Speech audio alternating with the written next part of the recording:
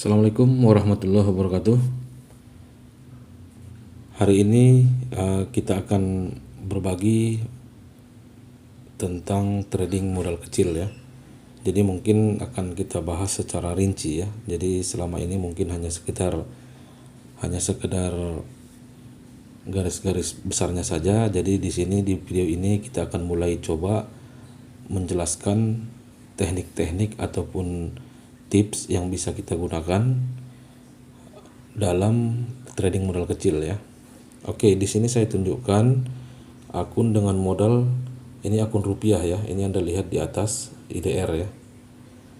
Jadi ini akun rupiah, baru saya internal transfer hari ini tanggal 28 Juni 2023. 1 US dollar kalau rupiahnya sekitar 14.900 rupiah ya. Oke, ini di broker Exness ya. Broker Exness karena kita tidak bisa trading ataupun tidak bisa membuka posisi dengan modal 1 dolar jika brokernya leverage, artinya jika broker hanya memberikan leverage yang terbatas. Kalau di Exness Anda bebas memilih sampai leverage 1 banding tanpa batas ya.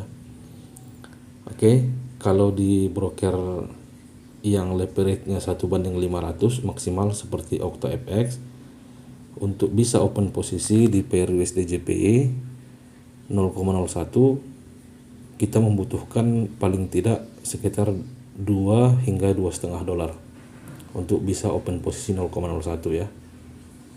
Tentunya setiap pair juga berbeda-beda. Kalau di gold misalnya, kalau leverage 1 banding 500 itu kalau tidak salah sekitar 10 dolar baru bisa membuka 0,01 ya. Kalau leverage tanpa batas, berapapun modalnya kita bisa open posisi.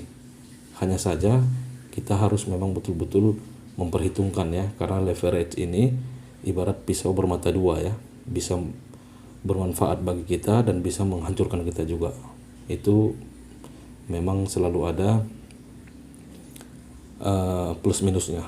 Oke, langsung saja kita kembali ke materi yang akan kita sampaikan tentang bagaimana cara trading modal kecil ya. Di sini modalnya 1 dolar sekitar 14.900. Jadi paling tidak ada 2 poin penting ataupun 2 syarat jika kita ingin trading modal kecil. Yang pertama sudah saya sampaikan tadi di awal, kita membutuhkan broker yang memiliki leverage tinggi ya. Dalam hal ini kalau saya trading modal kecil itu biasanya menggunakan broker Exness ya.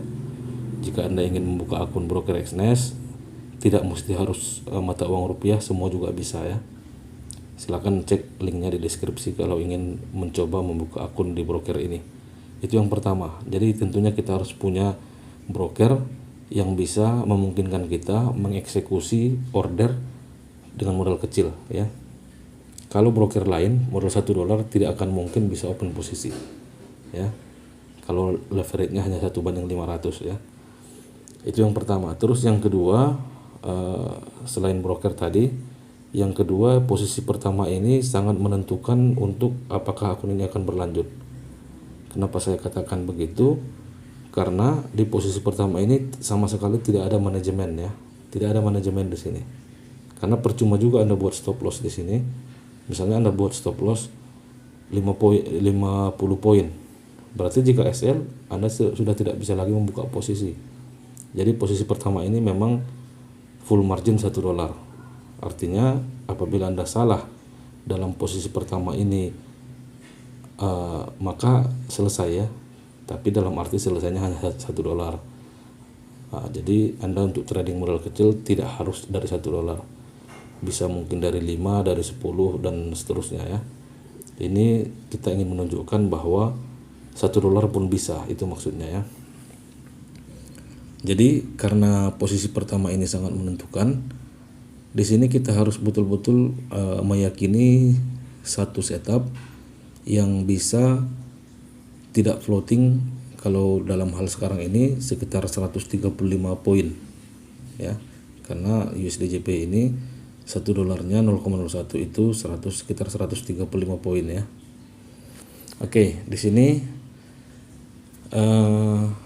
Anda lihat ya, ini targetnya TP-nya 143.210, entry-nya 143.960, berarti ada 75 pip atau 750 poin,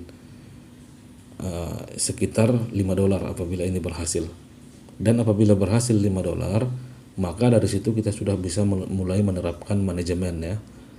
Jadi modal kita nanti jadi 6, dari 6 itu kita sudah bisa bagi, misalnya bagi 3, satu entry SL-nya ataupun risikonya 2 dolar ya. Jadi sudah meningkat keamanannya, dan kita sudah punya 3 kali kesempatan nanti, karena modal kita 6, kita risikokan 3 setiap entry ya. Jadi semakin lama semakin meningkat keamanannya.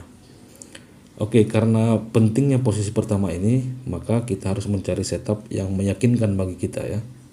Ingat bahwa setup itu tidak ada yang benar. Tinggal lagi masing-masing dari kita punya pengalaman dan masing-masing dari kita punya keyakinan setiap melihat satu setup. Oke, di sini kita sharing. Saya mengambil Peru SDJP ini karena alasannya ini adalah area MHV ataupun MHV di time frame H4 USDJP ya. Dan saya entry-nya tadi di sini di time frame H1 ya. Di time frame H1 saya anggap ini sebagai re-entry CSAK-nya. Oke. Dan tidak ada stop loss-nya ya. Jadi karena entry point saya di sini 960, berarti kalau ditambah 100 060 tambah 30 berarti 110, berarti MC-nya, akun ini MC-nya di sini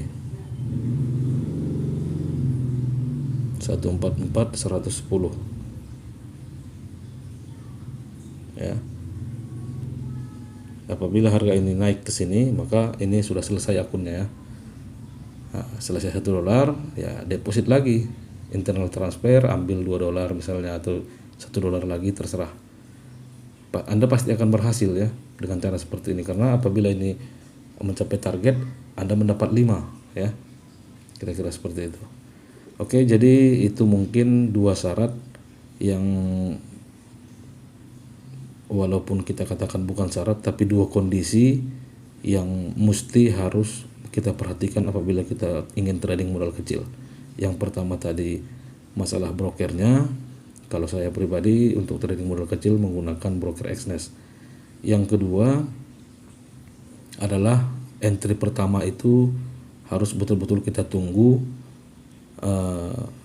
hingga kita mendapatkan satu keyakinan bahwa floatingnya tidak akan jauh lagi.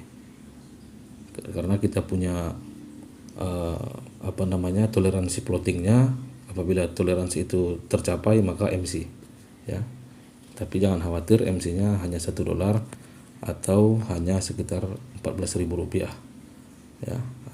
Tidur Anda tidak akan terganggu gara-gara Rp14.000 ya.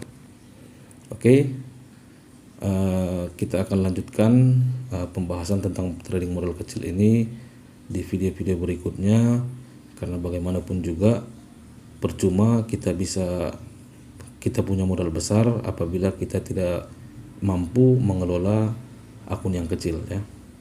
Sesuatu yang besar dimulai dari hal-hal yang kecil, dan semua orang memiliki uang kalau hanya sekitar 15.000 ya.